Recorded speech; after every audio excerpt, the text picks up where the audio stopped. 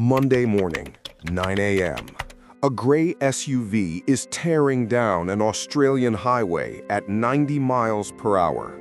Inside, there are 5 adults, a father, a mother, and 3 grown children. They aren't speaking. They aren't looking at each other. They are just staring straight ahead at the asphalt, blurring beneath them. Suddenly, the father screams a single command: "Throw it!" Without hesitation, the 25-year-old son rolls down the window. He takes his smartphone, his GPS, his only connection to the outside world, and hurls it out the window into the dirt. Then the mother does the same. Then the daughters. Within seconds, $5,000 worth of technology is shattering on the road behind them. They didn't stop there. Next came the credit cards, then the passports, then the driver's licenses. In less than 60 seconds, the Tromp family completely erased their legal existence. If you saw this car from the outside, you would bet your life they were running from a cartel, or a hitman, or a government sweep. You would assume there was a black sedan right on their bumper, chasing them down. But look at the rear-view mirror. There is no one there. The road is empty. There was no hitman. There was no debt collector. There were no drugs in the car. This family wasn't running from a killer. They were running from a story that didn't exist. And the terrifying part isn't that they were scared. The terrifying part is that all 5 of them, 5 intelligent, healthy adults, were seeing the exact same hallucination at the exact same time. Welcome to the Tromp Family Fugue, the only road trip in history where the destination was insanity. Most mysteries start with a dead body. This one starts with a perfect life. To understand why they threw those phones, you have to look at the Sylvan Berry Farm. This wasn't some off-grid survivalist compound. It was a multi-million-dollar agricultural empire just outside Melbourne. Mark Tromp, the father, was the kind of guy who built things with his hands. He was solid, practical. He took a small patch of dirt and turned it into a massive red currant farm that supplied major supermarkets. His wife, Jacoba, was the backbone of the operation. Their 3 kids, Riana, Mitchell, and Ella, were all adults. Riana was 29. She had a degree. She wasn't a child. These were people who paid their taxes, went to work, and had Sunday dinner together. If you looked at their criminal record, you'd find nothing. If you looked at their medical history for mental illness, you'd find a blank page. But on Sunday, August 28th, the normal world didn't just crack, it shattered. It started with Mark. He didn't come home drunk or high. He came home vigilant. He started checking the perimeter of the farm, walking the fence line in the middle of the night. He told his family that they were coming for the money. He didn't say who they were. He didn't have a name or a face. He just knew they were watching. Now, usually when one person starts talking like this, the family calls a doctor. They intervene. They say, "Dad, you're not making sense." That is not what happened here. Instead of calling for help, the family started to listen. It was like a contagion. The father's fear was so specific, so absolute, that it jumped from his brain into theirs. By Sunday night, the house was no longer a home. It was a fortress. They were piling up documents. They were shredding financial papers. They were convinced that if they stayed in that house one more second, they would be killed. By Monday morning, the panic was suffocating. Mark gave the order, "We leave, now!" They didn't pack clothes. They didn't pack food. They even didn't lock the front door. They just got in the car and drove. They left the farm wide open, lights still on, like they were just going to the store. But as they pulled onto the highway, the paranoia didn't fade. It evolved. Mark looked at his son's pocket and realized something that terrified him: the technology. In his mind, the phones weren't just tools, they were trackers. They were beacons telling the enemy exactly where they were. That is why the phones went out the window. That is why they cut the ties to reality. But here is the detail that keeps me up at night. As they drove deeper into New South Wales, heading nowhere, they made a decision that doomed them. Mark looked at the map. He looked at the empty road ahead, and he decided that a single car was too easy to spot. They thought staying together was dangerous, but they forgot the one rule of survival: you never split the party. Because once that car door opened and they separated into the darkness, the real horror show began. They didn't just split up, they detonated. In any normal survival situation, you cling to your group, safety in numbers. But Mark Tromp's logic had inverted. In his mind, 5 people in one car was a target. 5 people moving separately, that was a strategy. That was stealth. So in the middle of nowhere, hundreds of miles from home, the car stopped. The doors opened, and Mitchell, the only son, stepped out. He didn't have a plan. He didn't have a map. Remember, his phone was smashed on a highway 300 miles back. He just started walking into the void. And this is where the mechanism of the madness gets truly terrifying. We need to talk about folie à deux. It's a French psychiatric term that translates to madness of two. It's rare. It happens when a dominant person, usually a husband or a parent, has a psychotic break so powerful, so convincing, that they literally transmit their delusion to a weaker partner. It's like a computer virus jumping from a main server to a local drive. But this wasn't folie à deux. This was folie à famille. The virus had infected 5 separate hard drives. But the moment Mitchell stepped out of that car, he broke the connection to the server. Look at the timeline. It's almost mechanical. As soon as Mitchell is alone, the signal starts to fade. The adrenaline wears off. He's standing on the side of the road looking at the trees, and the terrifying reality hits him. Nobody is chasing me. He finds his way to a train station. He gets a ticket back to Melbourne. He is the first one to wake up from the nightmare. But for the women left in the car, the nightmare was just shifting gears. Mark, Jacoba, Riana, and Ella, 4 of them left, and the pressure inside that gray SUV was building to a critical mass. They drove north, and then they did something that proves just how deep the psychosis had gone. Riana and Ella, the 2 daughters, decided they couldn't trust the car anymore. In their minds, the SUV itself was compromised. So at a chaotic stop in Goulburn, the 2 sisters bailed. They didn't walk away, they stole a car. This is crucial. These are 2 young women with 0 criminal history. They don't steal. They probably return library books early.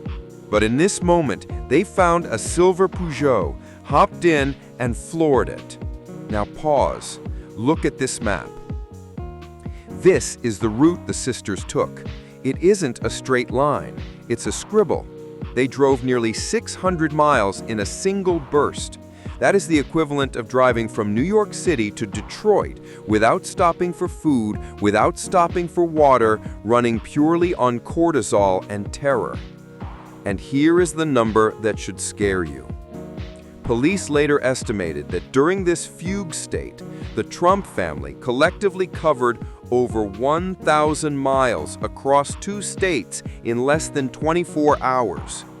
1,000 miles to nowhere. That is the power of the human brain when the safety brakes are cut. It can push the body past exhaustion, past hunger, past logic. While the sisters were tearing up the highway in a stolen car, the father and mother were still in the SUV, spiraling deeper. Mark was driving erratic loops. Jacoba was catatonic. The server, Mark, was glitching. He felt the women leaving. He felt the control slipping. Somewhere near Wangaratta, Mark slammed the brakes. He opened his door and he ran. He ran into the dense bushland of the Meriva Park Reserve. He left the car, he left his wife, he just vanished into the trees. And that left Jacoba, the mother, alone. This is the tragic peak of the system's failure. Jacoba had been the passenger this whole time. She had absorbed Mark's fear, amplified it, and let it steer her life. Now the driver was gone. The kids were gone. She was sitting in a cooling car on the side of a road she didn't recognize. The police found the SUV later. The keys were still in the ignition. The doors were unlocked. It was a ghost ship. But the real horror wasn't in the car. It was happening in the back of a stranger's truck. Riana, the 29-year-old daughter, had been separated from her sister. The stolen Peugeot had run out of gas. Riana, terrified and hallucinating, had climbed into the back of a random utility vehicle, a ute, hoping to hide. When the driver found her hours later, he didn't find a woman, he found a shell. She was curled up in the fetal position. She was catatonic. When the police arrived and asked her name, she couldn't answer. She didn't know who she was. She didn't know where she was. The psychosis had wiped her hard drive clean. They took her to Goulburn Hospital, and this is where the medical reports get chilling. The doctors ran toxicology screens. They expected meth. They expected LSD. They expected some kind of synthetic hallucinogen that explains why a successful agricultural family would self-destruct in 24 hours. They waited for the lab results. And when the paper came back, it was blank. No drugs, no alcohol, no toxins, nothing. Their blood was clean. Their minds were simply broken. The system of delusion had worked perfectly. It had moved them across a continent. It had severed every tie they had to their normal lives. But now the family was scattered across 3 different cities, locked in psych wards or lost in the woods, waking up alone in white rooms. Mark Tromp thought he was saving his family from a hidden enemy. He thought he was the hero of this story. But he forgot the one variable he couldn't control. He forgot that when you drive 1,000 miles to outrun a monster, you have to make sure the monster isn't sitting in the driver's seat. And while his family was waking up in hospitals, Mark was still out there, in the woods, watching, waiting. And he was about to make one final desperate move that would bring the police right to his doorstep. Mark didn't just hide. He went on the offensive. Tuesday night, Wangaratta. A young couple is driving down a dark road. They are playing Pokemon Go, stopping occasionally to check their phones. Suddenly, headlights flood their rearview mirror. A gray vehicle is riding their bumper. It's aggressive. It's dangerously close. They speed up. The car speeds up. They turn. The car turns. This is Mark Tromp, but he isn't the successful farmer anymore. He is a man convinced he is in a high-speed chase with government agents. He thinks these 2 teenagers are them. He tails them for miles. He flashes his lights. He finally stops, jumps out of the car, and runs into the darkness of the Meriva parklands. The police flood the zone. Helicopters, thermal imaging, dog squads. The domino effect kicks in. The family isn't just separated, they are being picked off by reality one by one. Mitchell is in Melbourne, shaking the fog from his head. Riana is in the hospital, sedated, slowly remembering her own name. Ella, the youngest, walks into a police station 200 miles away. She steals a car? No. She steals a horse? No. She just walks in and asks for help. The spell is breaking, but Mark is still out there. Wednesday passes. The media descends. Every news channel in Australia is broadcasting the face of the fugitive father. They call it the most bizarre road trip of the century. The police locate the abandoned Peugeot. They locate the gray SUV. The map is lighting up with green pins labeled "Found," but there is still one red pin blinking in the woods. The search radius tightens. Mark is 61 years old. He has no food, he has no water, and he is running on 3 days of pure adrenaline. Thursday evening, 5 days after the madness began. A man is spotted walking near the Wangaratta airport. He isn't running anymore. He isn't shouting orders. He's just walking. His clothes are dirty. His eyes are wide. He looks less like a villain and more like a ghost. A police cruiser pulls up. The officer steps out, hand near his holster, expecting a fight, expecting a weapon. Mark Tromp stops. He looks at the officer, and he doesn't scream about the government. He doesn't scream about the money. He just asks for water. The manhunt is over. The car has stopped. But now comes the hardest part, the part where the world demands an answer. They take Mark to the hospital. They reunite him with Jacoba. They bring in Mitchell, Riana, and Ella. The family is back in the same room for the first time since that Monday morning. The public held its breath. The internet was on fire with theories. Was it a cult? Was it a massive insurance fraud scheme?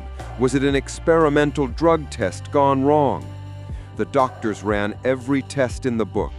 MRI scans, blood work, psychological evaluations. And the verdict came back. It was colder and more terrifying than any conspiracy theory. It was nothing. There was no secret organization. There was no hitman in the water supply. The official diagnosis was shared psychotic disorder. The doctors pieced together the timeline. Mark had been under immense stress. The farm finances were tight. The business was expanding. He hadn't slept in days. His brain snapped. He entered a state of paranoia. And because his family loved him, because they trusted him implicitly, they didn't question his reality. They adopted it. It's a phenomenon called emotional contagion. It's the same biological mechanism that makes you yawn when you see someone else yawn. Only instead of a yawn, it was pure, unadulterated terror. Mark issued a public apology.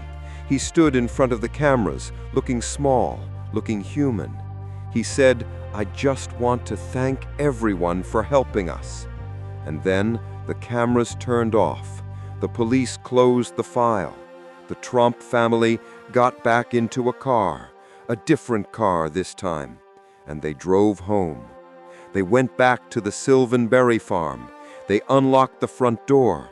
They turned off the lights they had left burning for a week.